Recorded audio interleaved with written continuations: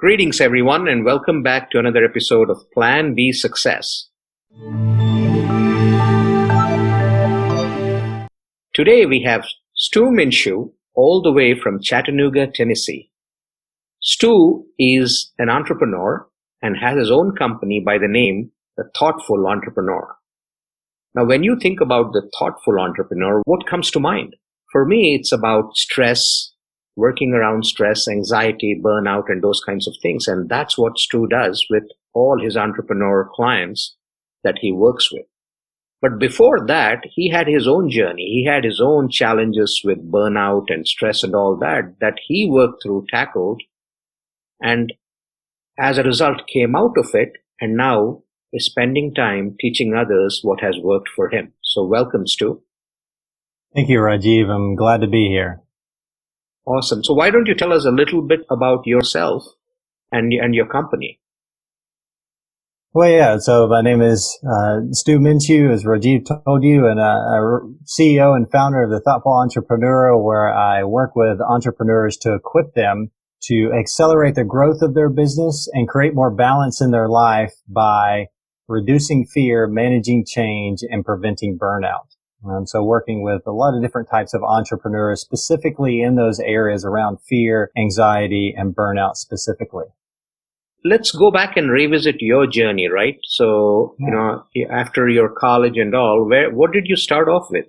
Where did you begin your career? Yeah, so I began my career in Nairobi, Kenya. So I went over there shortly after graduating college and getting married. Me and my wife moved over there, and we're running a program. And I didn't know much about business. I had a sociology degree, but I had the opportunity to run this leadership and team development program located at a conference center in Nairobi, Kenya, and did that for a few years. But after about a year and a half, the conference center changed direction, and we moved to closing down our program. And so we really had to figure out what to do. And so at that point, I partnered with someone, a Kenyan businessman and the original founder of the program. And we decided to create our own business. And so that was my first kind of step into entrepreneurship.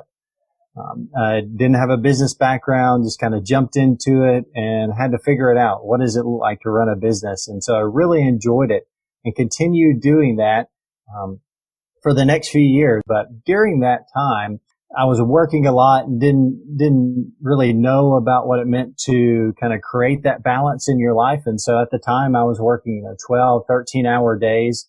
And I remember one day in particular when I left home, it was before the sun came up. It was before our first son woke up for the morning. And when I was coming back home and pulling into the driveway, he was on the porch and he saw me and he started jumping up and down. He was excited that I was back home after being away from the house for about 13 hours. And so I rushed in, was able to play with him for a few minutes, about 30 minutes, and then it was his bedtime. And at that point, I realized that I didn't want this to continue. I didn't want to continue working these 12, 13-hour days, not getting to see my wife and kids for very long, just getting back home right before my kids went to bed. But I didn't know what to do about it. The only model I had for entrepreneurship was go out there, hustle, work as hard as you can, work more hours than the next guy, and that's the only way you're going to succeed. So I continued that way, ended up starting a couple more businesses, one in the U.S., was able to move back to Kenya around 2013 and start another business around leadership and team development consulting. And then moved back to the U.S. again in 2015. And so when we did that, I took a job with a international development, community development organization, came on as their vice president of operations and eventually their vice president of innovation. But during that time, started another business on the side. And I was doing that on top of my other job and kind of had that same mentality of I've got to work as long as I can and hustle as hard as I can. And started doing that on top of the other work that I was doing and just hit a wall. I got to the point where I was overwhelmed. I was burned out and I didn't know what to do. I'd spent the last 10 years saying, hey, I'm not going to do this. But like I said, I didn't have another story. I didn't have another plan on what this looked like. And so I started kind of looking into it. okay, well, there's going to be something that can help me with this, help me with these feelings of overwhelm, this feeling of anxiety, of burning out that's happening. And so at the time, we had moved back from Kenya. And so we were going to some therapy to kind of help us with reentry and help our kids with reentry. And so I said, well, there's some tools here that maybe I can apply to my role as an entrepreneur. And so started using some of those tools and started to see some of that anxiety start to experience relief from that anxiety, start to see some of that burnout get reversed, and started, adapting these tools, making them, fit better to my situation. And so then I said, I've got this problem, and I've seen it in other entrepreneurs. I had spent some years coaching and mentoring other entrepreneurs in their area of finance and operations. And while I would work with them, I would also see them having these mental struggles of feeling like they didn't have the skills to do it, that they didn't have the abilities to do it, and really get overwhelmed and start to experience anxiety and to feel burned out. And so I knew that other entrepreneurs experience it. So I looked into how big of a problem this was and was just astounded by what I found. Just that, entrepreneurs are much more likely to suffer from depression.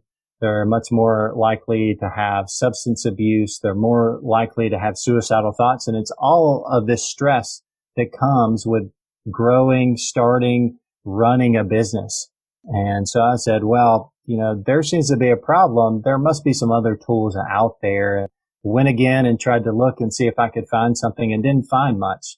And so, about a year ago, decided to pivot from doing operational and financial consulting and said, hey, I want to work specifically with entrepreneurs on these areas because it is a big need and there's not really anything available out there. And they're hearing, this story too, that the only way to succeed in your business is to work these long hours, to work as hard as you can, and neglect these other parts of your life to really make your business succeed. And I was starting to find out that wasn't true, that was kind of a false story, that there are other ways to succeed in your business, and actually taking care of yourself causes you to be able to make better decisions, to tap into a creativity that you don't have when you're tired and when you're burned out. And you can actually experience greater growth if you take that time to make sure that you're well cared for, that your relationships around you are healthy and those people are supporting you, can actually help accelerate your business growth in that way, and can just help you be healthier both physically and mentally as a person. And so that's kind of my story, where I started and what led me to this point, and just where I developed the passion to really help other entrepreneurs who are going through some of the things that I've gone through. So when we look at your own life, right, you actually went through the struggle. As a result, you figured it out, and then you were out there trying to help others. So if I were to ask you to distill what worked for you, what would you attribute that to? So I think it's really acknowledging that I have these issues in my life. A lot of entrepreneurs have trouble, calling out what their experience is, admitting that they have fear, things that they're afraid of, whether that be afraid of running out of money, that be afraid of, their business failing. They're not willing to share that because they're afraid of what people may think about them. And as they look at other entrepreneurs, they say, all these entrepreneurs, they have it together. And I don't. I'm struggling inside.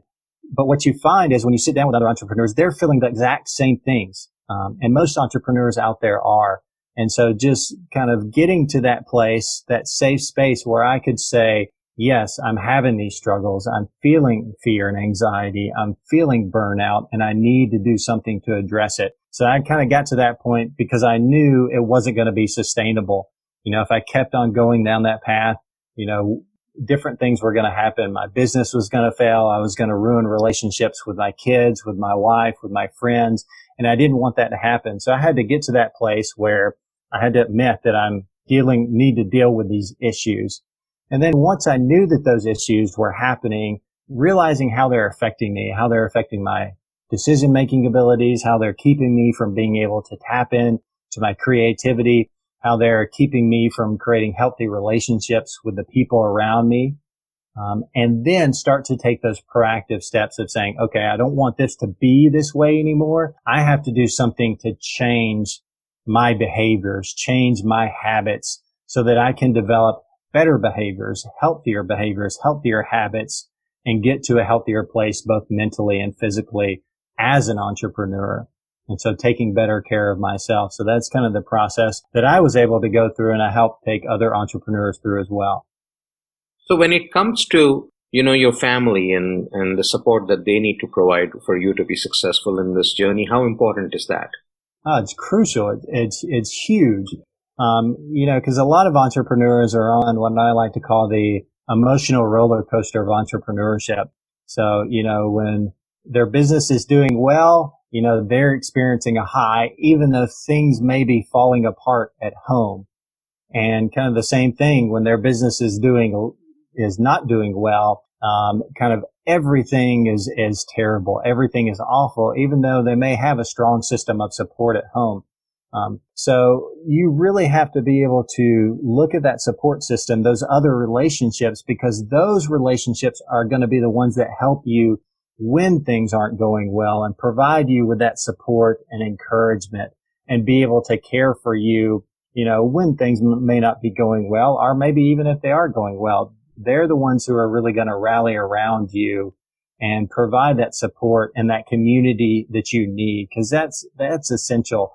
Entrepreneurship can be a very lonely place at times, and you can feel like the whole burden is on you to get this thing up and running. You kind of become one with your company, which is really unhealthy when you start to identify with your company. So you need that community, and that can look like friends and family. It can look like other entrepreneurs, but you need those people that you can voice your challenges with and share them with, and that they can come alongside you and help however way they can, either offering advice or encouragement.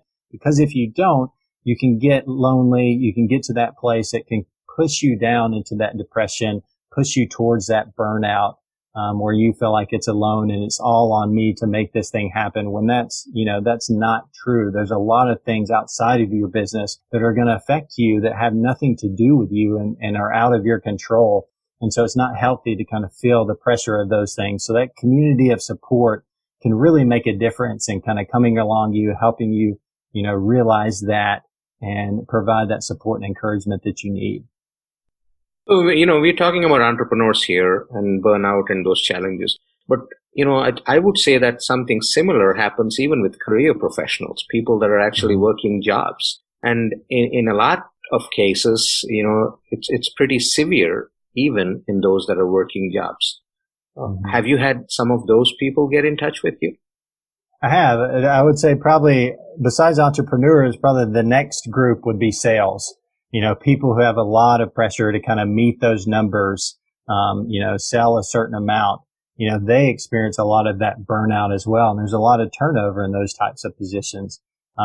So it's essential, for those people as well to be able to know how they need to take care of themselves and have, those communities of support around them. So yeah, it's not only with entrepreneurs. It's a pretty big issue with entrepreneurs, but I definitely think that there are other professionals who feel that as well. A lot of, different industries, but I see that a lot in people who come from a sales background or the sales profession. So with the current state of situation, especially coronavirus and businesses shutting down or people having cash flow problems and that kind of stuff, what do you see in terms of your clients or prospects reaching out? Are the challenges pretty similar, or have they morphed into something totally different? Yeah, the challenges are different, but how you approach them is the same.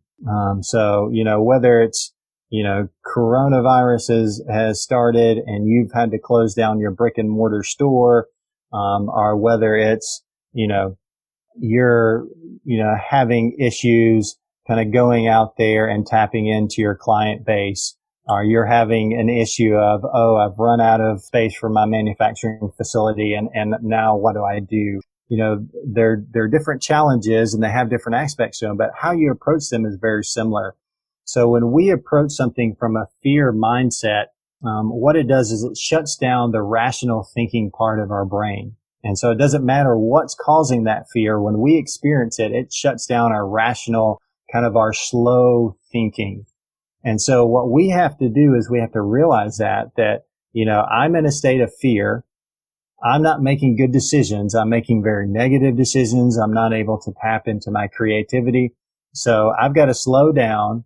I've got to let myself relax, kind of look at this situation and saying, yeah, this is a scary situation, but what are the parts of this situation that I can have an impact on? What are the parts that I can change?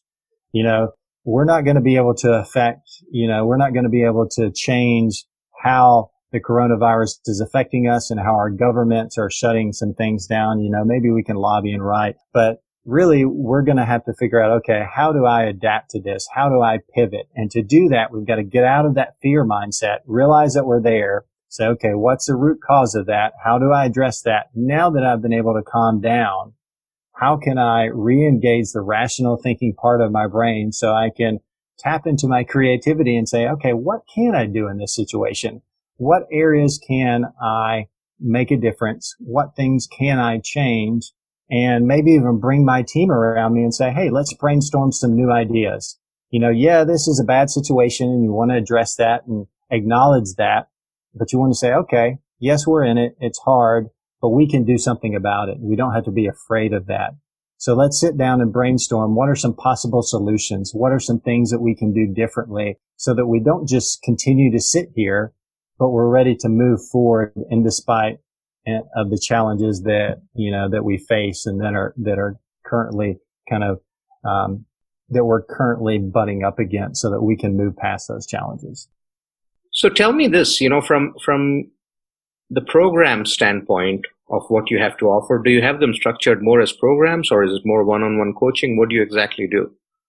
Yeah, so most of it's one-on-one coaching. So we usually spend about 10 weeks going through and really, diving into fear and anxiety and really helping them to understand, what are the different things behind their fear and anxiety. And a lot of that is, their identity. And it, like I mentioned before, their identity is really wrapped up into their company. And so whenever anything with their company is threatened, they default to fear and anxiety. And so really addressing that and helping them to see, hey, your identity is more than just your company. Yeah, an entrepreneur is a part of that, but you're not just your business. You've got other people who are part of that, who are coming around you and helping. You've also got, maybe your, husband or wife, maybe your mom or dad, your brother or sister, your son or daughter. And you've got to realize that those things make up your identity as well and kind of detach yourself from your business a little bit. So really kind of going through that process, helping them do that and now saying, okay, how do we re-engage kind of that rational thinking again? And now how do we prepare ourselves for future challenges that come? And so what are some activities, what are things that you can engage in that are going to help prepare you for those future challenges and make you, more adaptable to that change? And then we also look at the burnout.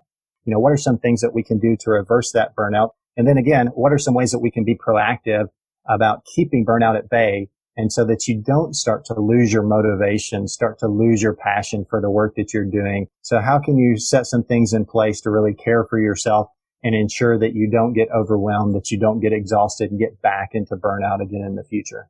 And how's progress tracked? How are the outcomes measured? So we look at our outcomes. We do a pretty thorough assessment at the beginning of the program. People go through and really see how is their motivation, how is their identity to the company, what are some things that they're struggling with. So looking at that at the beginning, and that really informs, okay, what are the really problem areas that we need to dive into and really look at? And then doing that same assessment at the end of the program and being able to see, okay, how much progress have we made? How much has your burnout decreased? How much has the levels of your fear and anxiety decreased based on the 10 weeks that we've been working together? So really looking at those things and trying to put some numbers to those things so that we can measure those things, because they can be hard, because a lot of times, it's hard to put a number to those things. But if we look at those things beforehand and after, and they can continue to measure those things as they go on to continue to see, areas that they may need to work on in the future. So really trying to help them visualize, that where they are and visualize that progress and where progress needs to be made by putting a number to it. So for someone who's looking to, how does this whole process start? Obviously people are in a totally different frame of mind when they're going through these challenges, and then, asking for help or seeking help is not top of mind for them at that point. So how do they find you, or what is your recommendation for people going through those kinds of difficulties to find someone that they can work with? Yeah. Usually it takes, some kind of big change, is usually what sets someone to realizing, okay, I need to address this. And so that could be, someone who has to hire they're experiencing some success and they have to hire their first employee. It could be, as I mentioned earlier, someone who's, business is growing and they run out of space and they have to figure out, okay, what is the next step that I need to take? It usually takes, kind of a big shift, a big change, that really sets that of, I need someone to help me deal with this because I'm not dealing with it in a healthy way, and it's starting to flow over to other parts of my life and really affect those. And so when you're realizing that, that's when you need, that's kind of a last resort. That's when you really need to get help. I would recommend that any entrepreneur needs to have some kind of supportive community. And that could be a coach like me reaching out to, me and going through, my thoughtful growth program. But it could also be, any kind of support system. There could be a support group of other entrepreneurs in your community. Or it could just be, some of your friends that you say, hey, I really need someone that I can sit down with on a weekly or monthly basis and just be able to talk through the things that I'm experiencing and get some support and encouragement in those areas. So I really encourage any entrepreneur, whether they reach out to me, it doesn't matter, but at least reach out to someone and have someone that you're able to share these struggles and challenges that you're facing. Because again, it can be a really lonely place and it can feel like it's falling all on your shoulders when realistically that's not really the case. So you need that person that you can sit down with and at least talk to through these things with them. And they may not be able to work you through the whole process like I can, but at least they can offer some support and encouragement and help you feel like you're not alone in this journey. So where do people find you? For someone who's interested in discovering themselves and, going through these challenges right now and wants to come out of it, where do they go and find you? Yeah, you can find me at thethoughtfulentrepreneur.com. Thethoughtfulentrepreneur, all together, one word.com. And you can go there and you can learn a little bit more about the things that I do, about my process, and you can reach out to me there. And you can also email me. My email is Stu, S-T-U, at thethoughtfulentrepreneur.com. You can also find me. I'm on LinkedIn and Facebook as well, and Instagram. So those are places that people are able to connect with me as well. But, if you're going through these struggles, if you're feeling these struggles, having these problems, I'd love to, have a further conversation with you and see how I can help.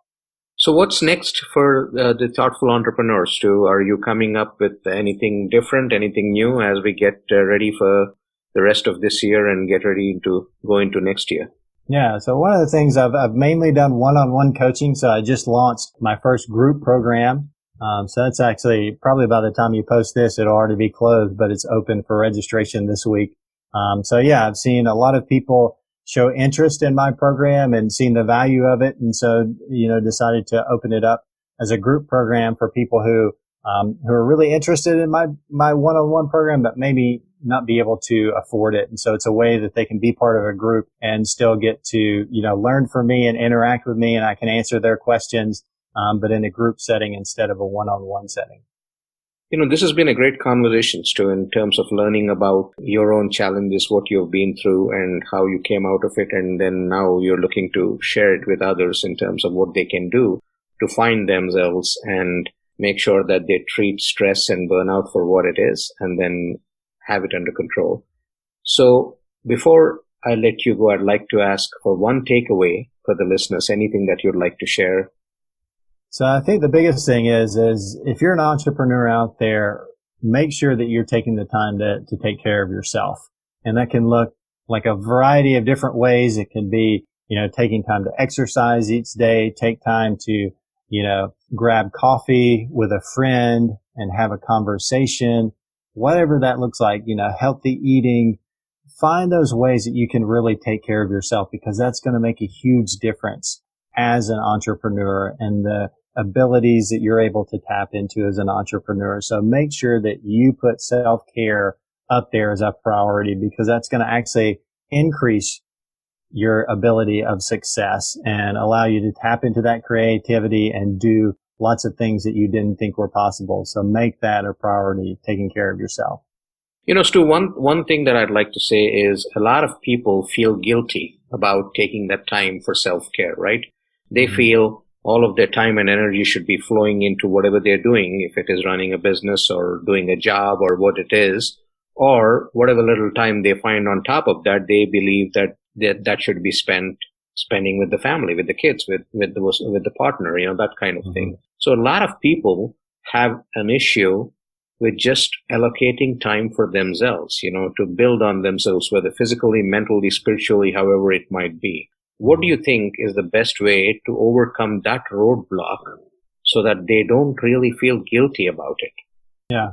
What you got to do is you've got to change your mindset around it, because what you'll realize is when you take that time and you come back to your business, you're better than you were before that. You're making better decisions. You've got more energy. And so that's when that mindset changes and you realize that when I take this time for myself and get what I need, it's actually going to make me a better person. I'm going to show up as a better entrepreneur. I'm going to show up as a better friend. I'm going to show up as a better spouse, as a better, parent. These things are actually going to help me do these other parts of my life better. And so it has to be a priority to take the time out and care for yourself so you can show up better in these other parts of your life. And when you realize that, you'll see how important it is to take those steps and to take that time to really care for yourself. Absolutely. And I think, like you mentioned, your self-worth is not always tied to your job or your company. And generally that's how you end up seeing it. And, because of the amount of time we spend on it, a lot of us look at it from that standpoint to say that, okay, my self-worth is tied to what I do professionally. But I think people have to make the attempt to separate their self-worth and tie it to themselves than to a profession. Yeah, I agree 100%. Well, thank you so much for joining us today, Stu. It's been a great pleasure hosting you. Wish you the very best in your business as you take it forward. And I'm sure a lot of our listeners will jump in and check out what you have to offer. Yeah, well, it was my pleasure, Rajiv, and thanks for having me on. I hope you liked that episode and are enjoying all the episodes in Plan B Success podcast. I'd encourage you to go subscribe on your favorite platform, whether it's any listening platform or YouTube or wherever you listen to podcasts.